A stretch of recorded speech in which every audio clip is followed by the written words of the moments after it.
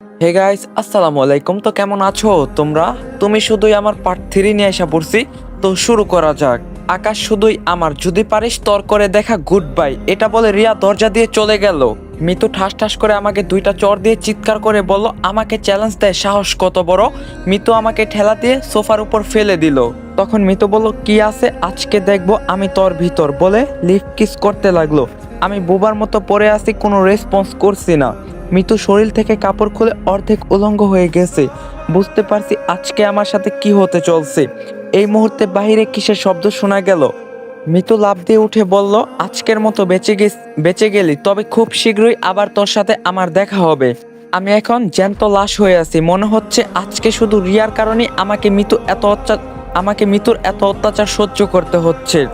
মিতু দরজা খুলে আবার আমার কাছে এসে বলল, মিতু বলল, খুব কষ্ট হচ্ছে না রে তোর? তখন আমি বললাম, তোর সাথে কথা বলার ইচ্ছা হচ্ছে না রে আমার।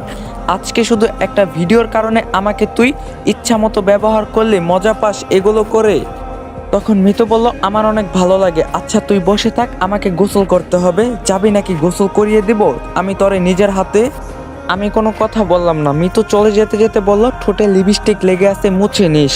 একটু পরে অনুষ্ঠান শুরু হলো। আজকে দুইটা এঙ্গেজমেন্ট একসাথে হবে। নামি দামি অনেক ব্যক্তি এসে ভরে গেছে কিছুক্ষণের ভিতর। আমি একটা ছেলেকে ডাক দিয়ে বললাম, মামা, স্বরাষ্ট্রমন্ত্রীর ছেলে মেয়ে কয়জন? ছেলেটা বলল, একটা ছেলে আর একটা মেয়ে, ওই যে দেখছেন না, ওরা ওর বাবা মার সাথে বসে আছে। তখন আমি বললাম, ধন্যবাদ ভাই। একটা হাসি দিয়ে সামনে এগোতে লাগলাম। স্বরাষ্ট্রমন্ত্রীর সামনে গিয়ে সালাম দিলাম। ভালো আছেন আঙ্কেল? আমার বাবার নাম কামাল। বাবা, ভালো আছি। তুমি কামালের ছেলে না? আমি বললাম, জি আঙ্কেল। ভাইকে দেখতে পাচ্ছি না, হয়তো আশেপাশে কারোর সাথে কথা বলছে। আমি বললাম, আন্টি আপনি ভালো আছেন? তখন আন্টি বলল, বাবা। আমি বললাম, আঙ্কেল যদি কিছু মনে না করেন, আমি আপনার মেয়ের সাথে একটু কথা বলতে পারি? এই বলতেই মেয়েটা আমার দিকে তাকিয়ে দেখলো।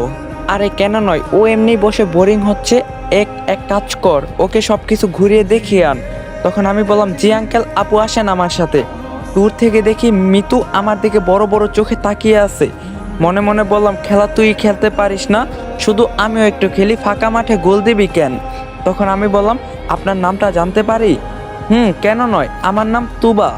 তখন আমি বললাম, অনেক সুন্দর নাম, চলেন ওই দিকে বসি। তবে আমার কথায় ভুল হলে মাফ করবেন, আপনি স্বরাষ্ট্রমন্ত্রীর মেয়ে আর আমি সাধারণ একজন ছেলে। তখন তুবা বলল, সে যাই হোক, 2 দিন পর তো আপনি আমার বেয়াই হবেন। তখন আমি বললাম, সে হয়তো, একটা কথা জানতে পারি? তখন বললাম, অবশ্যই বলেন। তখন আমি বললাম, আপনার কি কোনো বয়ফ্রেন্ড আছে? এটা বলতেই তুবা আমার দিকে বড় বড় চোখে তাকিয়ে দেখলো। তখন আমি বললাম, এভাবে তাকাবেন না, ভয় করে যদি একটু নোটিশ করেন আমার নামে সারা জীবন থানায় পড়ে পচতে হবে। তখন তুবা বলল, না সে না, এই প্রশ্ন করার সাহস আজ পর্যন্ত কারো হয় নাই, তাই একটু আজব লাগলো। আপনার ভয় করে না? আমাকে দেখে হাতে একটু ইশারা করলে আপনার লাশ মাটিতে পড়ে যাবে। তখন আমি বললাম, আসলে আপনার চেহারায় অনেক মায়া আছে, মায়াবী, আর আপনি জানি এটা করবেন না। তখন তুবা বলল, তাই নাকি? আপনার সাহস আছে বলতে হবে। তখন আমি বললাম, সাহস তো হয় না, করে নিতে হয়। আপনাকে দেখে এমনিই আমার সাহস জন্ম দিয়ে নিছে। তখন তুবা বলল, পটানোর চেষ্টা করছেন নাকি? তখন আমি একটু ভয় পেয়ে বললাম, না মানে তখন তুবা বলল, ওই দেখেন ধান খেতে বক, আপনার নানিরে পক পক। এত ভয় পেলে কিভাবে প্রেম করবেন? হঠাৎ মিতু আমার সামনে এসে বলল, আকাশ, এই তো আম্মু তোরে ডাকছে। তখন আমি বললাম, তুই যা, দেখিস না ম্যামের সাথে কথা বলছি, চলেন ওই দিকে যাই। আমি জানি কাটা দিয়ে কাটা তুলতে হয়, মিতু ওনাকে কিছুই বলবে না, এটা আমি জানি। তাই ওকে একটু পটানোর চেষ্টা করেই দেখি সফল হই নাকি। আমি তুবাকে দিয়েই সব গেম খতম করতে চাই, তবে ওকে ভালোবাসবো না। ওই বলছি না, সময় আমারও আসবে। তখন তুবা বলল, মেয়েটা কে? আমি বললাম, আজকে ওর সাথে আমার এঙ্গেজমেন্ট হওয়ার কথা। তুবা বলল, কি? আমি বললাম, তবে হবে না। তুবা বলল, ওমা, তা আবার কেন? আমি বললাম, কাউকে পছন্দ হয়ে গেছে, তাই হবে না। তুবা একটা হাসি দিয়ে বলল, জানেন, বাবা মা কখনো আমাকে একা বাহিরে হতে দেয় না, সব সময় সাথে বডিগার্ড থাকে, কিন্তু আজকে একটু ভালো লাগছে আপনার সাথে ঘুরতে। তখন আমি বললাম, আমি জানতাম না যে হঠাৎ করে আমার একজনকে পছন্দ হয়ে যাবে, যদি আপনি বলেন তো। তখন তুবা বলল, কি বলবো? অনেক সাহস বেড়ে গেছে আপনার। তখন আমি বললাম, বিশ্বাস করেন আমার কাছে এত সময় নেই, একটু চিন্তা করে দেখবেন, আমি থাকলে আপনার কোনো বডিগার্ড লাগবে না। কথা কথায় আছে না, গরিবের ভালোবাসা কিন্তু সুন্দর, আর বড়লোকদের শুধু চিন্তা আর চিন্তা কখন কি হয়। তখন তুবা বলল, এই আপনি আমাকে কি বোঝাতে চান? হ্যাঁ। তখন আমি বললাম, এখন ও যদি না বুঝে আর কি বলবো, আপনার হৃদয়টা আমাকে দিয়ে দেন, তাহলেই হবে। এখানেই বলছি না, সময় কিন্তু আছে, হাতে আংটি পরানোর আগ পর্যন্ত। হঠাৎ রিয়া এসে বলল, আপু ভালো আছেন? তোবা বলল, আরে ভাবি আপনি এখানে? তখন রিয়া বলল, না আপনাকে দেখতে আসছি ভাইয়া, একটু এদিকে আসবি, কিছু কথা ছিল তোর সাথে। তখন আমি বললাম, সরি রে, সময় নাই, তোবা চল ওই দিকে যাই। রাগে রিয়ার মুখটা লাল হয়ে আছে বুঝলাম, তবে তোবার সামনে ভাইয়া ডাকলো, নইলে কি যে ডাকতো বাবা। তখন তোবা বলল, আপনার বোনকে ইগনোর করলেন কেন? তখন আমি বললাম, আপনাকে তো পটাতে হবে তাই না? তুবা একটা হাসি দিয়ে বলল, আসি, বাবা মনে হয় ডাকছে। তখন আমি বললাম, আমার উত্তরটা? তখন তুবা বলল, আপনি আমাকে ভেজালে ফেলে দিলেন, আচ্ছা চিন্তা করে দেখি কি হয়। তখন মনে মনে বললাম, মিতু এখন বুঝতে পারবি কত ধানে কত চাল, আমার সাথে গেম খেলিস না, এখন দেখ। কিছুক্ষণ পর সবাই চাচার বাসার সামনে গেল। আগে রিয়াকে আংটি পরানো হবে, পরে আমাকে, আর খালামুনি এসে দেওয়াল সব ভেঙে ফেলছে। তবে মিতু আমাকে চোখের ইশারায় খেয়ে ফেলবে মনে হয়। রিয়াকে সাজিয়ে আনা হলো, আর পাশে সুমন দাঁড়িয়ে আছে। স্বরাষ্ট্রমন্ত্রীর ছেলের নাম সুমন। তবে রিয়ার পাশে সুমনকে দেখে আমার কেমন জানি লাগলো। হঠাৎ কেন এমন হলো বুঝলাম না। রিয়ার প্রতি আমার কেমন জানি একটা মায়া জন্ম হলো। রিয়াকে বলা হলো হাত বের করতে, কিন্তু রিয়া আমার দিকে একবার তাকিয়ে দেখলো। আমি মাথা নিচু করে ফেললাম, আমি কি করতে পারি, আমি এমনিই ওর জন্য বিপদে পড়ে আসি। হঠাৎ রিয়া মাথা ঘুরিয়ে পড়ে গেল। এটা দেখে তো আমার শরীর কাঁপতে লাগলো। যদি কোনো নেগেটিভ হয়ে যায়, আমি আজকে শেষ, বাঁচার মতো কোনো উপায় থাকবে না। আশেপাশে সবাই বলা বলি করছে, মেয়ে তো আবার কোনোভাবে কারোর সাথে কোনো সম্পর্ক লিপ্ত না, হতেও পারে। আজকালকার ছেলে মেয়েদের বিশ্বাস করতে নাই। আমি এখন আমার চোখের সামনে নিজের মৃত্যু দেখতে পারছি। চাচা আমার দিকে বড় বড় চোখে তাকিয়ে দেখলো। পরিবেশ স্বাভাবিক করার জন্য চাচি উত্তর দিল।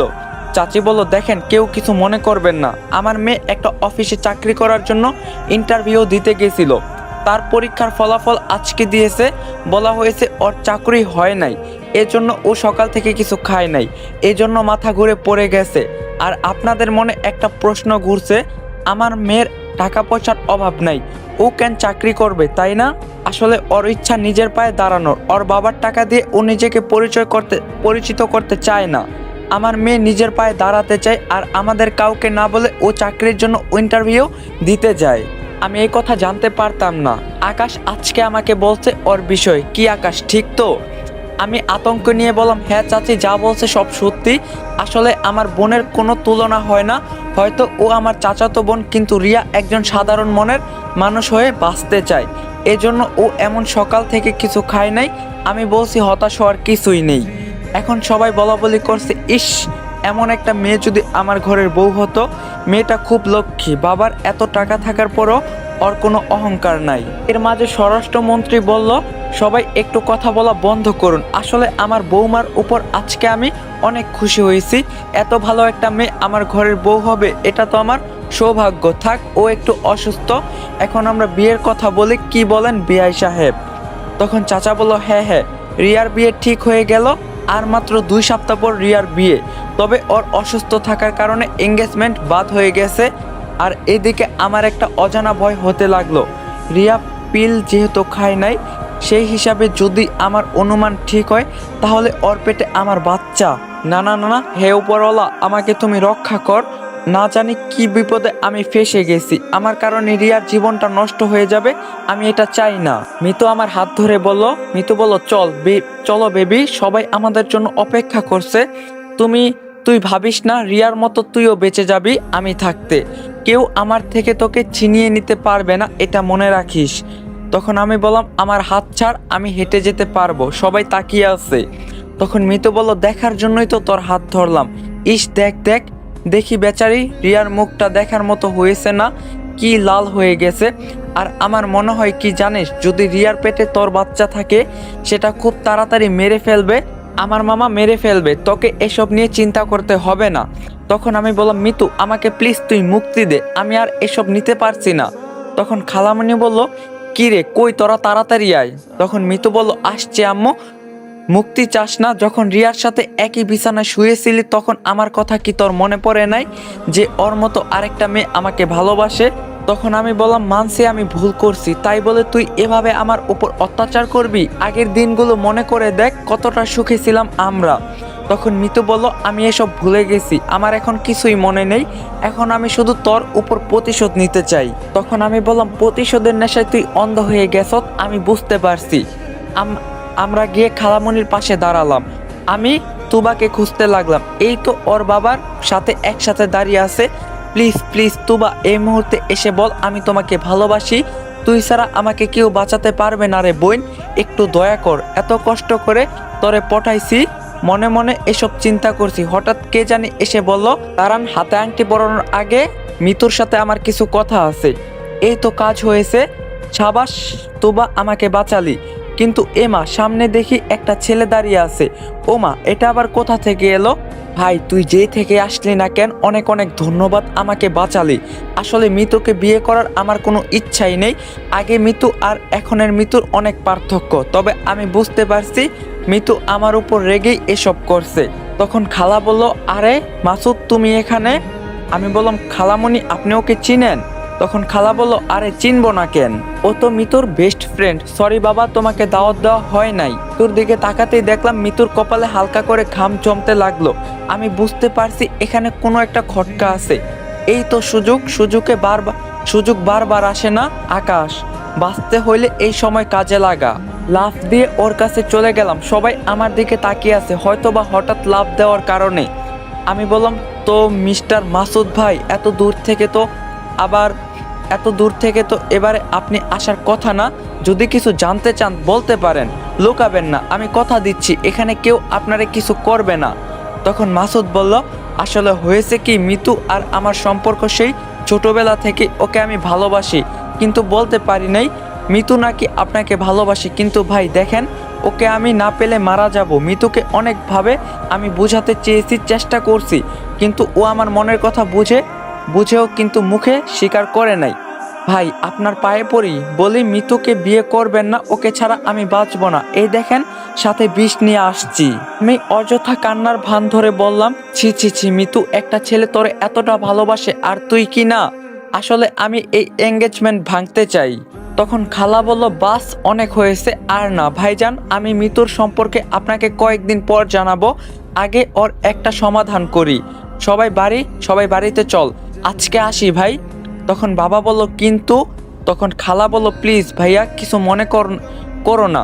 খালা আমার কাছে এসে বলল তোরে বুঝি খুব কষ্ট দিয়ে ফেললাম, দেখ আমিও প্রেম করে বিয়ে করছি, তাই আমি প্রেমের কষ্ট বুঝতে পারছি, চিন্তা করিস না। আসলে ছেলেটা প্রতিদিন আমাদের বাড়িতে যেত, কিন্তু আমি বুঝতাম না যে ও মিতুর পিছনে পড়ে থাকতো, তাই আমি আগে এই বিষয়টা পরীক্ষা করে দেখতে চাই। তখন আমি বললাম জি খালা, আপনি যা বলবেন তাই হবে। প্রাণ ভরে একটা হাসি দিলাম, এখন একটু ভালো লাগছে। কিন্তু একটা বিষয় আমি বুঝলাম না, মিতুর সাথে আমার এতদিনের সম্পর্ক, কিন্তু ও আমাকে একবারও বলল না এই কথা। আমি মাসুদকে একটা ডাক দিলাম, এই ছেলে এদিকে আস। তখন মাসুদ এসে বলল অনেক অনেক ধন্যবাদ ভাইয়া আপনাকে। তখন আমি বললাম ধন্যবাদ পরে, আগে বলেন এখন যা যা বলছেন সব কি সত্যি? আমার তো একটু সন্দেহ হচ্ছে তোমার উপর। তখন মাসুদ বলল আপনার কথাই ঠিক, এখানে বললে মিতুর মান সম্মান থাকতো না, আর ও এখানে এসে কেমন জানি পরিবর্তন হয়ে গেছে। তখন আমি বললাম মেন কাহিনী কি বল, ওর সাথে তোমার সম্পর্ক কিসের? আর তুমি জানো না ও যে আমার গার্লফ্রেন্ড ছিল? তখন মাসুদ বলল ও শুধু আপনার নামের এই গার্লফ্রেন্ড, কাজের না, বুঝলেন? তখন আমি বললাম মানে কি বলতে চাও তুমি?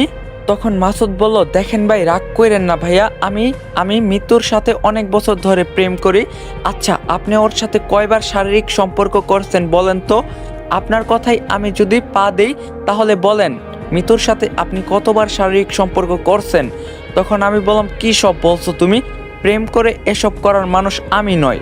তখন মাসুদ হা হা করে হাসলো, আজ পর্যন্ত ওর গায়ে হাত পর্যন্ত দিতে পারেন নাই, আর আমি ওর সাথে কতবার যে শারীরিক সম্পর্ক করছি আমি নিজেও জানি না। মাঝে মাঝে তো ওকে নিয়ে ঘুরতে যেতাম দূরে কোথাও, আর আমরা একই রুমে স্বামী স্ত্রীর পরিচয় দিয়ে থাকতাম। আমি মাসুদের কথা শুনে নিজের কানকে বিশ্বাস করাতে পারছি না, কি বলে এই ছেলে? তখন মাসুদ বলল, তবে ভাই বিশ্বাস করেন আমি ওকে অনেক ভালোবাসি, কিন্তু এখানে এসে ও আমার ফোনটাও ধরতে চায় না। শুনছি ও নাকি আপনাকে বিয়ে করবে। ও তো আমাকে কথা দিয়েছিল, মরলেও একসাথে মরবে, বাঁচলেও একসাথে। এখানে এসে ও এতটা আমাকে ইগনোর করলো কেন, এটাই বুঝতে পারি নাই। আর আজকে এসে শুনি আপনাদের আংটি বদল হয়ে যাবে। তখন আমি বললাম, তবে মিতু কি এতদিন আমার সাথে অভিনয় করে গেছে? তখন মাসুদ বলল, তবে সেই কথা আমাকে মিতু বলতে না করছে, আপনি ওকে জিজ্ঞাসা করতে পারেন। তখন আমি বললাম, উত্তর তো আমার জানাই লাগবে। হঠাৎ করে মিতু মিতু বিয়েতে রাজি হয়ে গেল কেন? আচ্ছা তুমি যাও, খালার সাথে মিতুর সাথে আমার কিছু কথা আছে, পরে পরে ও যাবে। তখন মাসুদ বলল, ভাইয়া আপনি একটু আমার বিষয়টা দেখবেন। তখন আমি বললাম, ওকে যাও, চিন্তা করতে হবে না। তখন আমি খালাকে ডাক দিয়ে বললাম, মিতু পরে যাবে, তোমরা যাও, ওর সাথে আমার কিছু কথা আছে। হঠাৎ তুবা আমার সামনে এসে বলল, তুবা বলল, কি খবর আকাশ সাহেব? তখন আমি বললাম, জান আপনার সাথে আমার কোনো কথা নাই, আপনি আমাকে এভাবে নিরাশ করবেন আমি বুঝতে পারি নাই। তখন তুবা বলল, আপনি আমার উপর কেন নজর দিলেন? আমি জানি স্বরাষ্ট্রমন্ত্রীর মেয়ে, আমি যদি একটু সুযোগ পাই তাই তো। আমাকে কি আপনার বোকা মনে হয়? ওই সময় আপনার কথা শুনে আমার ভালোই লাগছিল। জানেন সবাই আমাকে পটাতে চেষ্টা করে কিন্তু পারে না। তখন আমি বললাম, নিজেকে কি নায়িকা মনে করেন নাকি? তুবা চুলগুলো সামনে এনে বলল, তাই যদি মনে করি আমি তাই হতে পারবো, কিন্তু এগুলোর মাঝে আমার কোনো ইন্টারেস্ট নেই। আপনি ছেলেটা ভালো, তবে আপনার লেভেলের কাউকে খুঁজে নিন, তাহলে খুব ভালো হয়। নিচ থেকে উপরে ওঠার চেষ্টা করবেন না, তাহলে খুব ভালো হয়। তখন আমি বললাম, অপমান করছেন মনে হয়, তবে আপনার সাথে কথা বলে আমি যে কতটা ভুল করছি তা এখন বুঝতে পারছি। তবে একটা সত্যি কথা বলি, আপনার সাথে প্রেম করার আমার কোনো রুচি বা ইচ্ছাও ছিল না। একটা বিপদে পড়ছিলাম, ভাবছিলাম আপনাকে দ্বারাই এই এঙ্গেজমেন্ট ভেঙে ফেলবো, কিন্তু এটা অটোমেটিকলি হয়ে গেছে, আপনাকে লাগে নাই।